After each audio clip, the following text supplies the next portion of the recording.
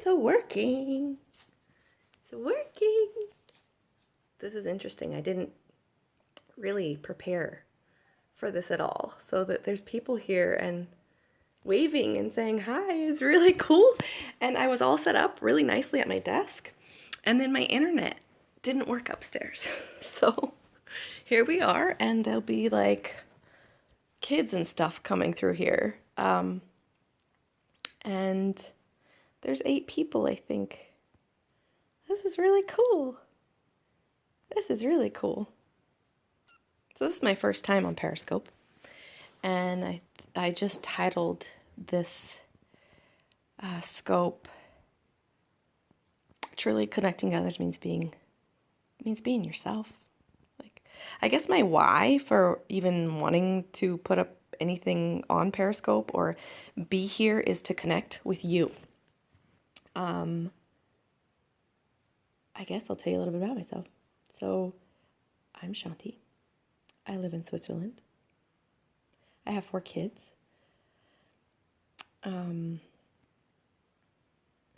Yeah, I'm having a choppy connection too. I think it might be my internet. It really, really could be. And something I will look into for the next ones of these. But the why of me wanting to be on Periscope is so I can reach out and touch you and be with you and connect. And I do a lot of videos on Facebook, but I'm always just talking to the video by myself. And here there's people here. Like there's 5 of you here, and I'm not just, talking to my phone, which is really kind of cool. And I want to connect. I think that's why anybody's on any kind of social media. I want to connect to you. I want to have those conversations with you that mean something, that bring you more into who and what you are, that touch your soul, that touch your heart, that are meaningful. I like to talk. I love having those conversations, like the elephant in the room. I love having those conversations about my honest feelings coming up. Like when you're really, the conversations we're terrified to have. I love having those conversations. I love the sweating, and then it doesn't feel really good in the moment, but once you have the conversation, there's a connection that's undeniable between you and another human being. Like, I love that. I'm broadcasting from Switzerland right now. That I find really cool. I was born in Sedona, Arizona. I've been living in Switzerland since my second child was 6 weeks old, so July means 13 years. I speak fluent Swiss German. I understand, and if I have to, I'll speak High German. But it's not my language of choice, High German. Swiss German is much easier for me to cheat in, and I'm a bit lazy that way. I have 4 children. They're almost 15 in about 3 weeks. They'll be 15, 13, 10, and 6. And they're amazing. And I also have a husband who, oh my God, I couldn't even begin to, man, I have a husband, and there's no words to describe what that man has brought to my life. And I wish everyone that love story. It's beautiful. So there's a heart that just went up, but I don't know what it means. So thank you for that. I don't really see how this is working, but yeah, so many, so cool. What is that? And they're different colors. Yeah. That's amazing. Thank you.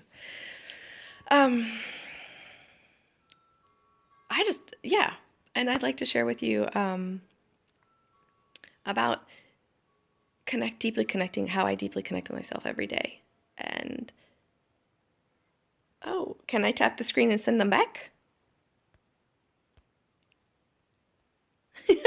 No?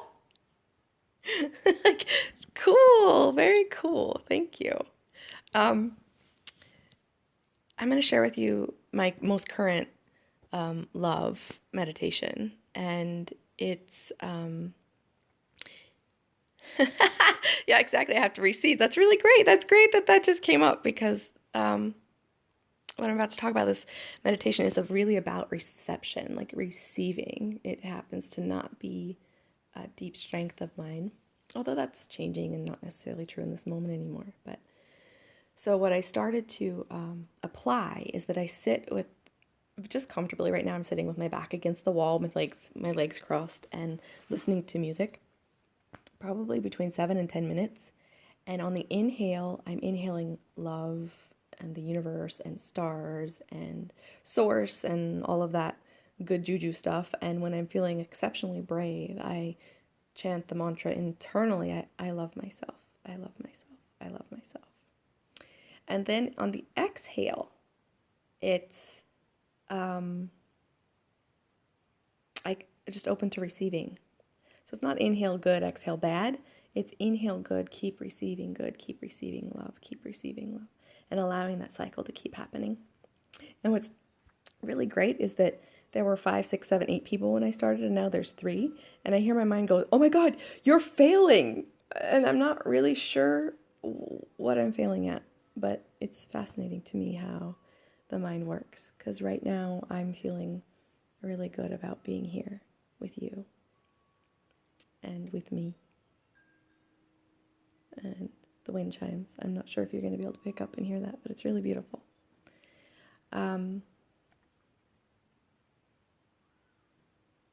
So being yourself. There's no magic pill for that. You're just whoever you are and whatever you are in this moment. And when you're not trying to be something that you're not, when you're not trying to not be you, when you're not trying to be anything, when you're just being you, that's when you really get to connect to someone else. Because you don't have an agenda. Yeah, I love you too.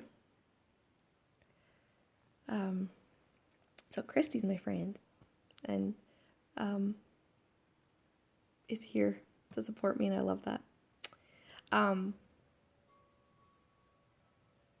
There's no secret about being yourself. You just be yourself with no agenda, and then you meet the person sitting there in front of you, or even if you're watching a video, you meet them fully, just being you, exactly as you are, whether you're angry or mad or upset or full of joy or not full of anything or whatever it is, just whatever you're being, whatever you are in that moment, that's enough. And when you get that, then you stop trying to cover that up. So I'll tell you a story. My husband had a friends over the other day, and my 14-year-old didn't like how my husband was being when his friends were here, because my husband's attention focused onto his friends instead of on my children. And the next day at the table, he said, "I want to talk about that. I want to talk about how, Dad, you were a different person when your friends were here." And it opened up a really beautiful conversation about, we talk about like wearing masks like it's a bad thing.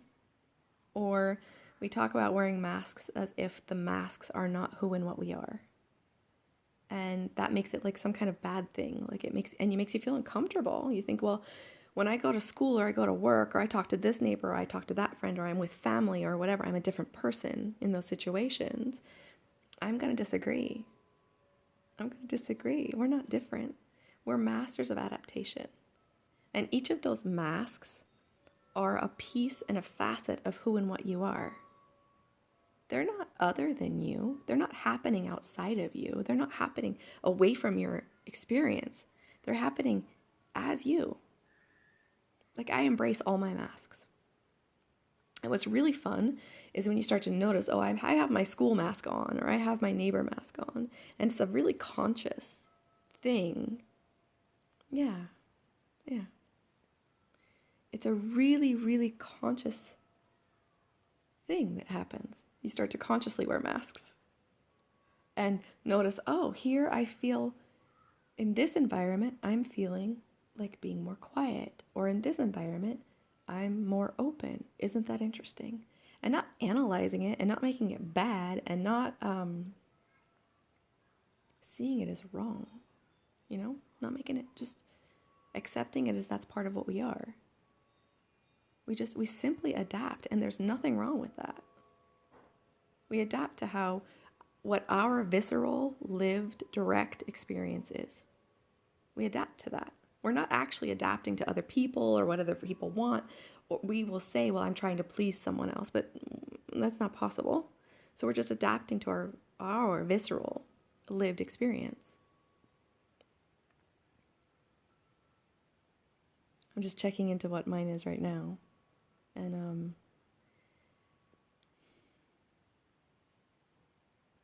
I feel present right now, but who knows?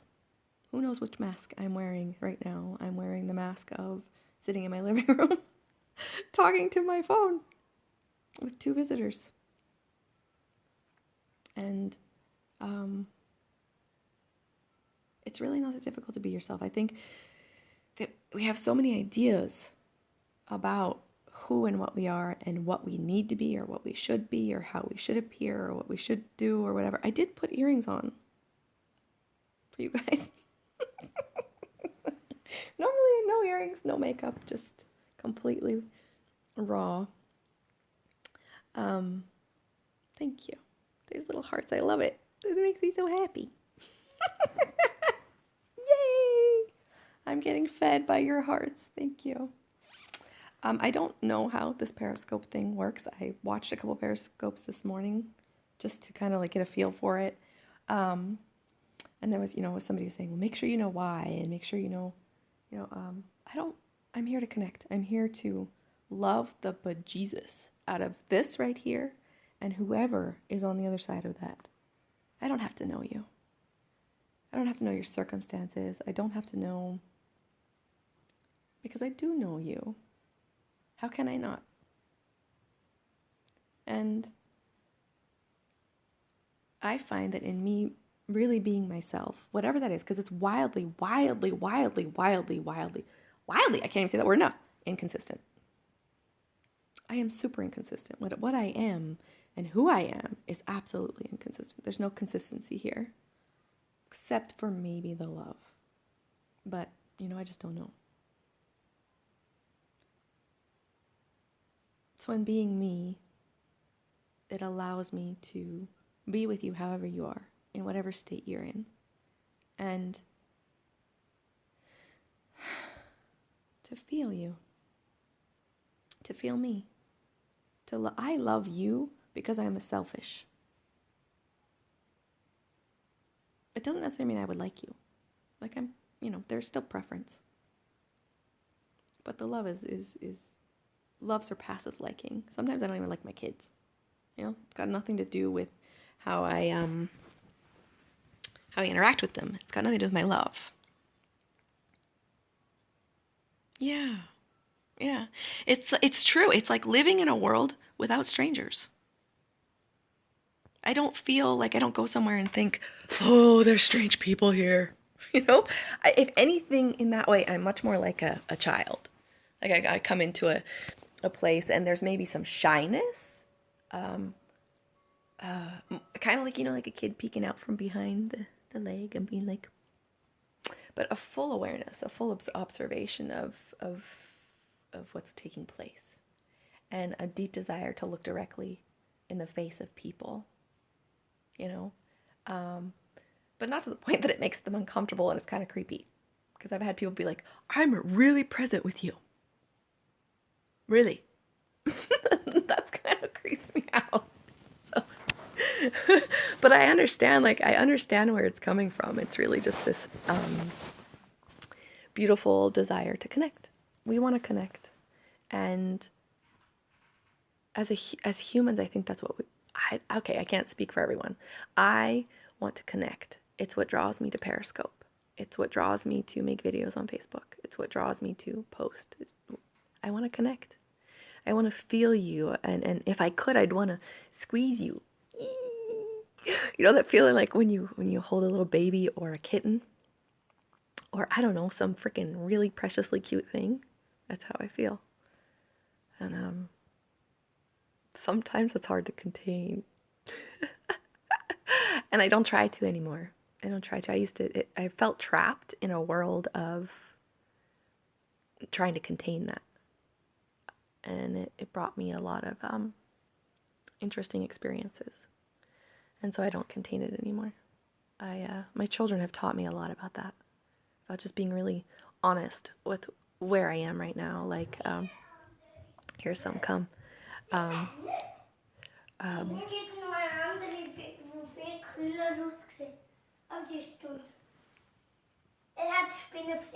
Quinn, do you want to say hi to people? Hi. Just wave. Bye. Bye. So, like, you know, when I would when I would get upset and I would bawl and cry and freak out and then like snot coming out of my nose and all of that stuff, and then afterwards I would look like a pigoon because my eyes were so swollen. You know what I'm talking about? And I would watch my kids but I mean I would cry and suffer for hours, you know, that kind of crying where you're just sobbing and suffering. And then I watched my kids like throw a tantrum, like freak out, like snot and everything flying everywhere, and then like stand up and be like doo-doo-doo, and like skip off down the street with no issues, just moving from moment to moment. And they weren't skipping down the street going, oh, I really shouldn't have thrown that tantrum. They don't do the guilt, blame, and shame thing. They're just being themselves, whatever that is in this moment. And they remind me of this all the time.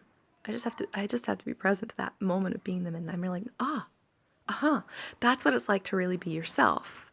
It's to stumble and fall and cry and freak out, but not blame, shame, or guilt yourself. Yeah, that's what being yourself is. Yummo. Yum, yum, yum. And when I don't blame and they are, absolutely. I love to say my children are raising me. They're doing a really, really good job of raising me. And I love being around them, and kids love hanging out with me. Like, even teenagers who I used to be terrified of, like, they hang out with me. It was funny, I asked my daughter, I said, okay, she's 12, she's 13. And I said, why do you think in any given situation, all the kids are with me, like, you know, like the 12-year-olds, the 13-year-olds, why do you think they're hanging out with me?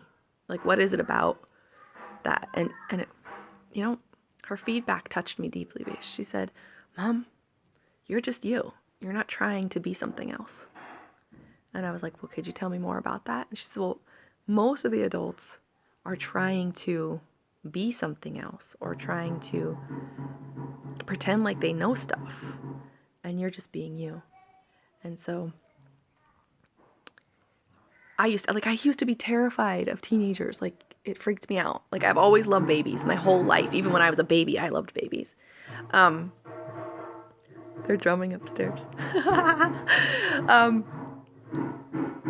But I was terrified of teenagers. Like, I just thought, oh my God. And it was just because I had not come to terms with my own teenage self, you know, and what I thought about teenagers. And by being me, by not having any guilt, shame, or blame about what I do, like, even when I'm a shithead, like, even when I'm the deepest, most horrible, awful butthole of the planet,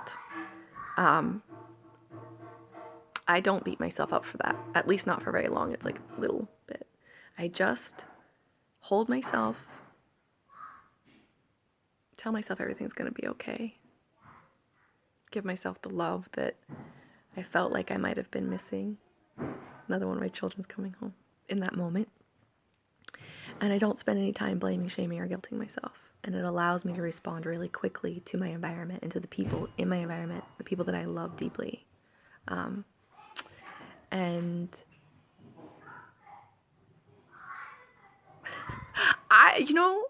why are we buttholes? I don't think it's conditioning. I think it's confusion. I mean, conditioning is a story in and of itself. But, like, I know every time I'm a butthole, I'm really, really confused. I'm not feeling loved. For me, it's usually like I'm having a pity party. That's usually where mine comes from. Like, I have to do everything and blah, blah, blah. Nobody loves me and it's all up to me. It's like I have like a martyr syndrome. I don't know. I think it's just part of what we are. And sometimes, like, I got super angry at my neighbor about a week ago. Like, angry, like, oh, angry, angry. I did a video on Facebook about it. And it was like, there was some kind of jolt about it. It was kind of fun. I never once for 1 second took it seriously, but I just, oh, here's anger. Let's jump on that. Let's ride that one out. And, 5 minutes, it's like a firecracker. And it goes and it moves. It's like, poof, it moves through you. Why we have that? I think it might be for entertainment. It's just what's happening here. There's nothing bad or good about it. It's kind of, depending on how you experience it, it can be fun, and, ooh, look, here's, wait, this is live. I'm sorry, no. It's okay. That was my son and his bare ass. Thank you for sharing. I think I'm gonna love Periscope and all the uncertainty of it and not being able to have one iota of even apparent control. I love it.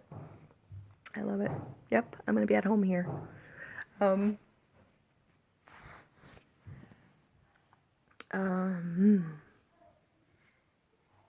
Yeah, me too. It's real around here.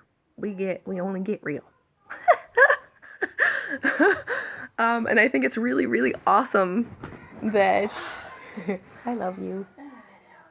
That my internet wouldn't work upstairs in my office, and I'm like here in the middle of look, there I am. I'm here in the middle of my living room where life is happening, and I think it's perfect. Let's see if there's anything else that's just coming up here. What was it? The title is about being yourself and connecting to others. When I'm myself, like when I'm not playing the blame, shame, and guilt, I can apologize really quickly for my crap behavior. And I'm not apologizing to assuage or soothe my children or my husband or my neighbor or whoever. I apologize because I've recognized that if I've struck out in that behavior, it hurts me. It doesn't feel good. I feel disconnected, and holy crap. If I'm addicted to anything in this lifetime, it's connection. Connection is my religion. Love is my religion. Relationships is my religion. So anything that I do that feels like it is awesome. That feels like I'm ripping myself out of that connection, out of relationship, out of presence in this moment with that person. It hurts me. So it might look like I'm at them, but that external thing is like tenfold internally. It's like I just punch myself right in the face. They're playing Guns and Rubbers now.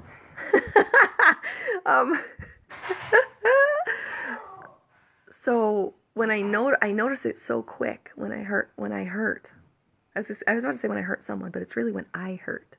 That's what I notice. I hurt. And out of my own hurt, I'm able to say, oh my goodness, I am so sorry. I didn't mean to say that. And I'm honest. Like, we have wicked honest conversations around here. My son that you just saw, his bare bottom and his underwear, we're sitting at the dinner table. And I was looking at him across the thing, and it was just at the beginning of summer, and he just got a haircut. And I said, I don't like your haircut. And he looked at me, he's like, good for you. And my mind went, what are you doing? It was like a little kid. I don't like your shirt. What are you doing? What are you doing? It was like freaking out, but it was so, it's so beautiful. We have these honest conversations, and just because I don't like his hair, he's not taking it personally. And just because I don't like his hair in that moment doesn't mean anything. It's just like it's meaningless because the conversation is so open all the time. Yeah. I used to blame, shame, and guilt myself to the point of absolute insanity. It was not fun around here. It was not fun to be my kid. It was not fun to be married to me. It wasn't fun being me. Because I didn't know how. Well, I didn't understand that everything was me and everything was okay. That's what I didn't understand. I made everything about me bad.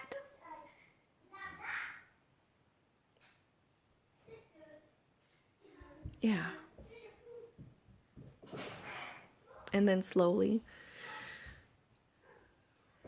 the love that I am became more and more clear to me. And I recognized that myself is, here comes another kid home, myself is everything.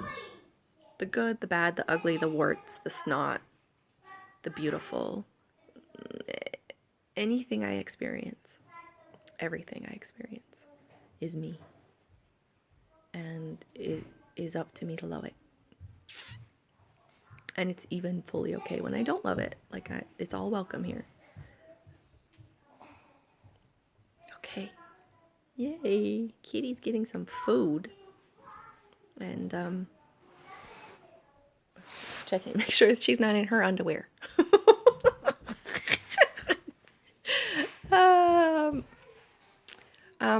I'm not one to plan things. At least to this point.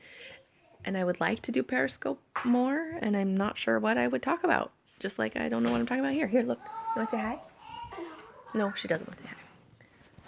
Everything okay? Oh, I love you. No. No. Eat something else. Ice cream wants to be had. Why do I say no?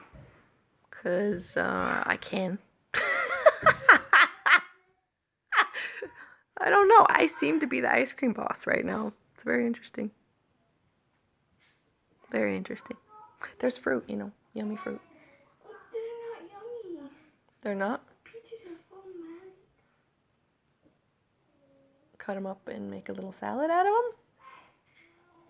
That doesn't sound very good next to the idea of having ice cream, does it? Yeah, that's a dumb idea, huh? Can I have ice cream? Yeah, you can have some fruit. Just no ice cream right now. Quinn's friend's here. I don't feel like I don't know what his parents and stuff is. Nico. Some kid, go look. I would show you her, but she doesn't want to be shown. So, it's my 13-year-old, and she's awesome. She's really awesome. This is their second week of school here in Switzerland, and she rode her bike, which she thought she was never going to do. All the way. This is her 7th day of riding her bike, twice a day up and down our hill to go to school. I don't know. Is there anything you'd like to hear? Anything you'd like to talk about? Anything at all? That's what I'm gonna do next. Ask me anything. Anything at all.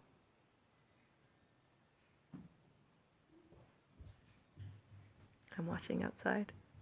Little kids out there coming to get Quinn, I think.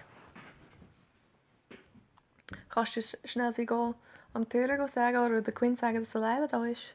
Quinn! This is perfect. I asked her to go get her brother and tell him that there's somebody at the door. And instead of getting up to go tell him, she yells.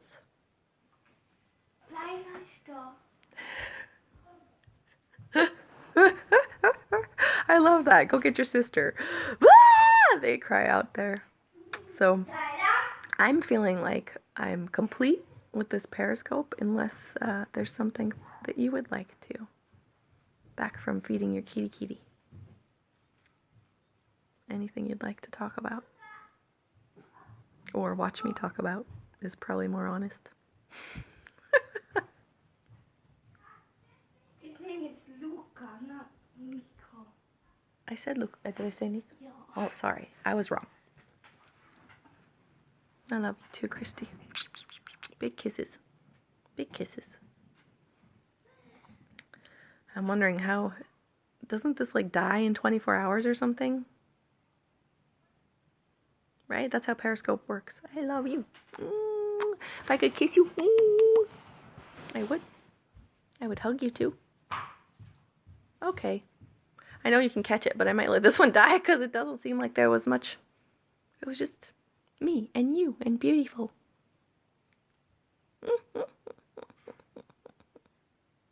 Wonderful. Thank you for being here with me. I will. And let me know if there's any topics that you want to be covered because I'm so much better when I have directions. Bye bye.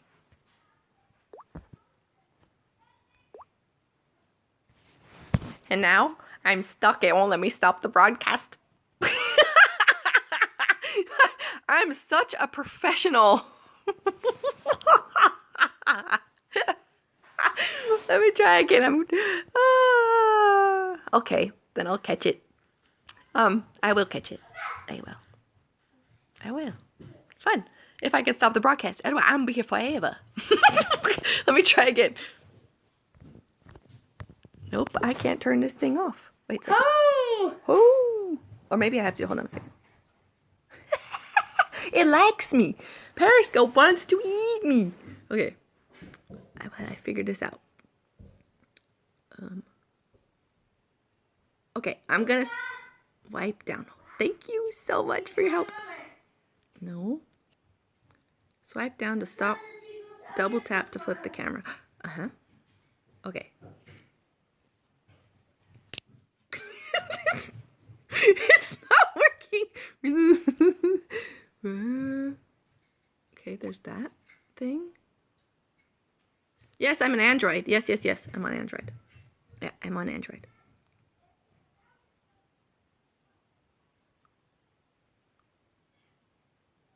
I can just make faces at myself and hope that it figures itself out. Okay, let me try. No. See? You can't see me, but I am swiping. Hold on a second.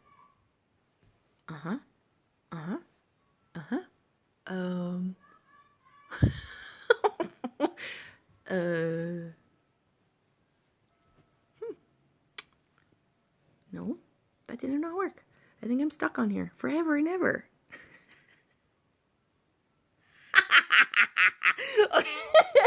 Okay. Yeah, but if I just turn it off, will it just turn off, you think? We could try it. I mean, it's got a nice, pretty red button that says stop broadcast, but it doesn't work. Okay. I'm that powerful. I am emanating such joy and bliss and love. It doesn't want to let go. No, I'm kidding. Okay. Hold on. Okay.